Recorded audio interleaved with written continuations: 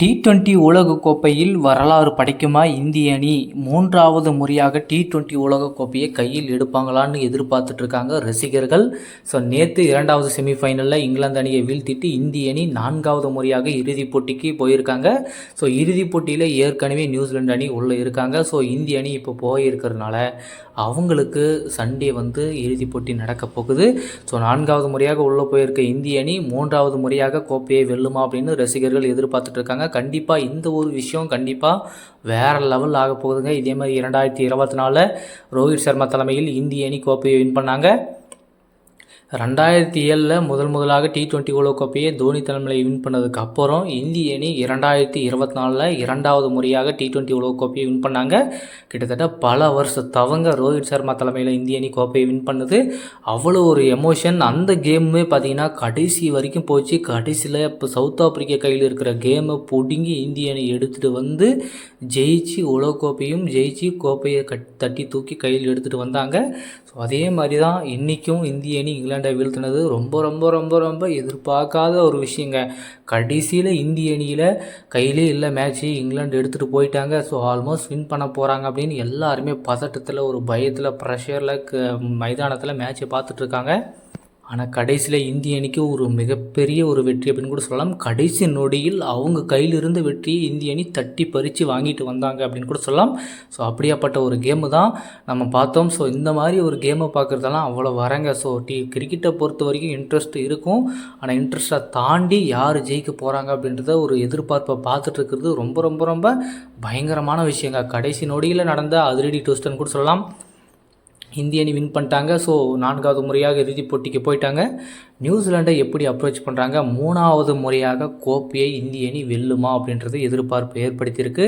So என்ன பண்ண போகிறாங்க? இதுக்காக ரசிகர்கள் எல்லாருமே ஆவலோடு காத்துட்ருக்காங்க. சண்டே நடக்கக்கூடிய போட்டியில் கண்டிப்பாக இந்திய அணி கண்டிப்பாக தவமாக இருப்பாங்க.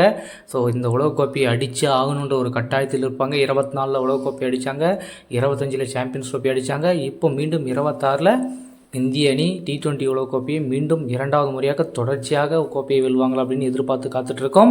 ஸோ கண்டிப்பாக இந்திய அணி என்னென்ன பண்ணணும், அடுத்து இறுதிப் போட்டியில் நியூசிலாந்து அணியை சமாளிக்கிறதுக்கு என்ன பண்ண போகிறாங்க அப்படின்றது ஒரு எதிர்பார்ப்பு ஏற்படுத்தியிருக்குங்க. ஸோ ரோஹித் சர்மா மாதிரி முக்கியமான வீரர்கள் எல்லாம் நேற்று மேட்சை பார்த்தாங்க. ஸோ பயங்கர சுவாரஸ்யமாக போச்சு. தோனி அவர்கள் வந்திருந்தார், கேஎல் ராகுல் வந்திருந்தார், நிறைய பிரபலங்களும் வந்திருந்தாங்க. ஸோ இந்தியாவுடைய பெர்ஃபார்மன்ஸை அவ்வளோ பேர் நின்று பார்த்துட்டு இருந்தாங்க. பயங்கரமான கம்பேக்கு, பயங்கரமான எமோஷன், பயங்கரமான ஃபீல்டிங், பயங்கரமான செட்டப்பு.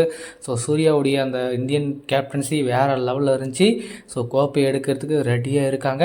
இந்த கோப்பை எடுக்கிறதுக்கு இந்திய அணி அடுத்து என்னென்ன பண்ண போகணும், என்ன பண்ண போகிறாங்க அப்படின்றத நம்ம பார்க்கணும். ஏன்னா இங்கே நடந்த விஷயத்தில் என்னென்ன மிஸ்டேக் இருக்குது, ஸோ எந்த இடத்துல நம்ம ஸ்ட்ராங்காக இல்லை வீக்காக இருக்கோம் அப்படின்றத இம்ப்ரூவ்மெண்ட் பண்ணி நியூசிலாண்டு எதிரான போட்டியில் கம்ப்ளீட்டாக சேஞ்ச் பண்ணி எடுத்துகிட்டு போகணும். ஸோ அப்போ தான் மேட்ச் உள்ள வர முடியும். அதே மாதிரி அந்த ஸ்டேடியமில் இந்திய அணி தோல்வியை சந்திச்சிருக்காங்க. டி20 உலகக்கோப்பை இந்த லீக் ஸ்டேஜில் சூப்பர் 8 சவுத் ஆப்பிரிக்கா எதிரான போட்டியில் தோல்வியை சந்திச்சிருக்காங்க. அதே மாதிரி 50 உலகக்கோப்பையில் கிட்டத்தட்ட 8-9 மேட்ச் ஜெயிச்சுட்டு கடைசியில் ஃபைனலில் போய் அந்த கிரவுண்டில் தோற்றாங்க. ஸோ அந்த கிரவுண்டு இந்தியாவுக்கு பொறுத்த வரைக்கும் இப்போதைக்கு சாதகமாக இல்லாத ஒரு கிரவுண்டாக தான் இருக்குது. ஏன்னா கண்டிப்பாக இந்த இடத்துல கண்டிப்பாக இந்திய அணி கொஞ்சம் பிச்சை ரீட் பண்ணி தான் விளையாடி ஆகணும். அங்கே அப்படி ஒரு கட்டாயத்தில் தான் இருக்காங்க. ஏன்னா சவுத் ஆப்பிரிக்கா அடித்த அந்த 150 ரன் அடிக்க முடியல, சேஸ் பண்ண முடியல அப்படின்போது ஸோ என்ன மாதிரியான பிளானோட வர போகிறாங்க, எந்த மாதிரியான திங்கிங்கோடு வர போகிறாங்க அப்படின்றது நம்ம கண்டிப்பாக நம்ம பார்த்தாகணும். இந்திய அணி இந்த உலகக்கோப்பையை அடித்து மூன்றாவது முறையாக டி20 உலகக்கோப்பையை அடித்து இந்திய அணி வரலாற்று சாதனையை படைப்பாங்களா அப்படின்றதை எதிர்பார்த்து எல்லா ரசிகர்களும் காத்துட்ருக்காங்க. ஸோ ரோஹித் சர்மாவும் கப்பை தூக்கிட்டாரு. சூரியகுமார் யாதவ் தலைமையில் இந்திய அணி உலகக்கோப்பை தூக்குவாங்களா அப்படின்னு ரசிகர்கள் ஆவலோட காத்துட்ருக்காங்க. ஸோ இந்திய அணி மூன்றாவது முறையாக கப் அடிப்பாங்களா மாட்டாங்களா இல்லையா அப்படின்றத பற்றி உங்களை கருத்தை மறக்காமல் கமெண்ட் பண்ணுங்கள். அதே மாதிரி நேற்று நடந்த செமிஃபைனல் 2 போட்டி எப்படி இருந்துச்சு, ஸோ இங்கிலாந்துடைய பர்ஃபார்மன்ஸ் எப்படி இருந்துச்சு, இந்தியாவுடைய பர்ஃபார்மன்ஸ் எப்படி இருந்துச்சு, இங்கிலாந்து அணி எந்த இடத்துல மேட்சை கைவிட்டாங்க, இந்திய அணி எந்த இடத்துல மேட்சுக்கு உள்ளே வந்தாங்க அப்படின்றத முதற்கொண்டு உங்களுடைய கருத்து ஏதாச்சும் இருந்தால் மறக்காமல் கமெண்ட் பண்ணுங்கள். நேற்றைய போட்டியை குறித்து உங்களுடைய கருத்துக்கள் ஏதாச்சும் இருந்தாலையும் மறக்காமல் கமெண்ட் பண்ணுங்கள். ஒரு பக்கம் டி20 உலகக்கோப்பை ரொம்ப ரொம்ப ரொம்ப ரொம்ப விறுவிறுப்பாக போயிட்டுருக்கு. இன்னொரு பக்கம் நம்ம சிஎஸ்கே கேம்பில் ஒருத்தன் சிக்ஸர் வெளுன்னு வெளுத்துட்ருக்கான், கொளுத்துன்னு கொளுத்திட்ருக்கான். இந்த சிஎஸ்கே கேம்ப் வந்து ஸ்டார்ட் பண்ணதுலேருந்து இது வரைக்குமே அதிக சிக்ஸர்கள் அடித்த ஒரு அதிரடி ஹிட்டர் தாங்க சிஎஸ்கே அணி வந்து டார்கெட் பண்ணியிருக்காங்க. ஸோ அவரை வந்து மைண்டில் வச்சுருக்காங்க. முக்கியமான விஷயம், அவரை ஃபினிஷிங் ரோலில் யூஸ் பண்ணலாம் அப்படின்ற ஒரு பிளானில் சிஎஸ்கேனி இருக்கிறதா நமக்கு ஒரு தகவல் வந்து கொடுத்துருக்காங்க. ஸோ அனிருத் ஸ்ரீகாந்த் என்ன பண்ணியிருக்காருன்னா, சிஎஸ்கேவுடைய கேம்பை வந்து விசிட் பண்ணியிருக்காரு. அங்கே போய் விசிட் பண்ணதில் சிஎஸ்கேவுடைய பர்ஃபார்மன்ஸ் எப்படி இருக்குது, யங்ஸ்டர்ஸ்லாம் எப்படி அப்ரோச் பண்ணிகிட்ருக்காங்க, ப்ராக்டிஸ் செஷன்லாம் எப்படி பண்ணிகிட்ருக்காங்க அப்படின்றத பார்த்துட்டு இருக்கும்போது அந்த சிஎஸ்கே கேம்பில் நம்ம ஊர்வில் பட்டேல் செம்ம ஹிட்டருங்க. போன வருஷம் ரீப்ளேஸ்மெண்ட் பிளேயராக உள்ளே வந்தார்.